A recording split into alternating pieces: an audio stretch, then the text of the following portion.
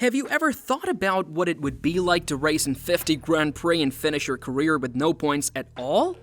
It sounds hard to believe, but that is the story of one man, Luca Badoer. His journey in Formula 1 is full of hope, disappointment, and strong will. From his early wins in karting to a lot of bad luck and missed chances, Luca's story shows the tough side of racing. Join us as we discover how a skilled racer became known as the most hopeless driver in F1 history and see the determination that kept him trying no matter what. The beginning of a dream. Luca Badoer was born in Montebelluna, a quiet town in Italy. While most children played outside, Luca was captivated by the sound of racing engines. He started karting at just 14 years old, which is quite late compared to many successful racers. Despite this late start, he quickly showed talent. In his first year of karting, he won 2 races. By 1988, he had claimed the Italian karting championship in the 100cc category. Luca's early career success in karting gave everyone hope that he would become a star. He moved to Italian Formula 3 in 1990 and faced tougher competition. He finished 10th overall, but in 1991, he found his stride. He won 3 races and finished 4th in the championship. After that, he stepped up to the Formula 3000 series where he really shined. In 1992, he achieved 4 wins and 5 podium finishes, proving he could race with the best. The big leap to Formula 1. In 1993, after impressing everyone in Formula 3000, Luca finally made his Formula 1 debut with BMS Scuderia Italia. Hopes were high for his performance, but disaster struck in his first race in South Africa. He had a gearbox failure and could not finish. In the following races, he managed to show some potential, even finishing 6th at Imola. However, bad luck continued to haunt him and he ended the season with a disappointing 10th place at the Italian Grand Prix. Despite doing better than his more experienced teammate, Luca found himself without a seat for the 1994 season. After a year away from the track, he was given another chance with the Minardi team in 1995.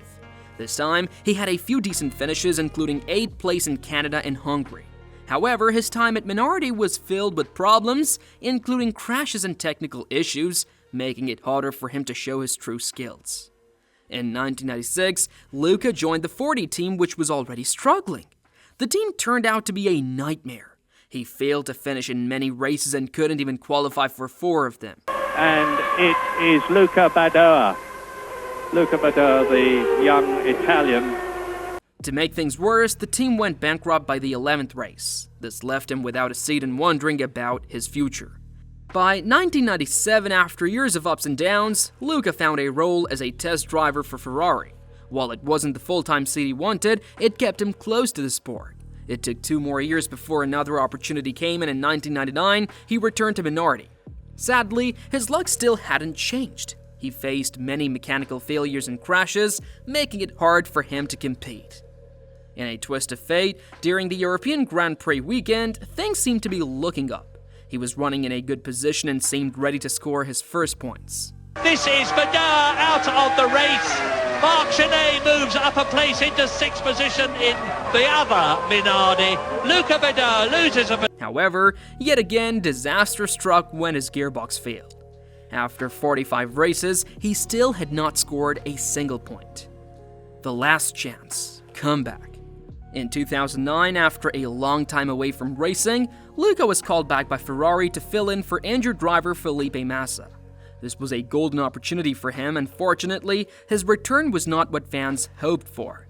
In his first race at Valencia, he finished last, significantly behind the leaders. In the next race in Belgium, he finished last again, almost a minute behind the car in front. It was a tough reminder of how far he had fallen. After just 2 races, Ferrari decided to replace him. This marked a quiet end to a career filled with disappointment and unrealized potential. The story of Luca Badoer had shifted from one of hope to one of failure in the eyes of many. More than just numbers.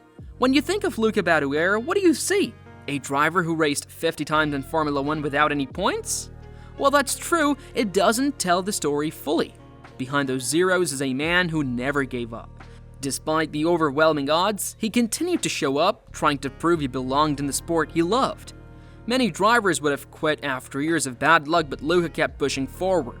His determination is commendable and highlights the true spirit of racing. His story serves as a reminder that sometimes heart and grit matter more than the results on paper.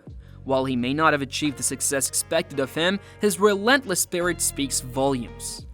Luca Badoer may be remembered as the most hopeless driver in F1, but his story goes deeper than that.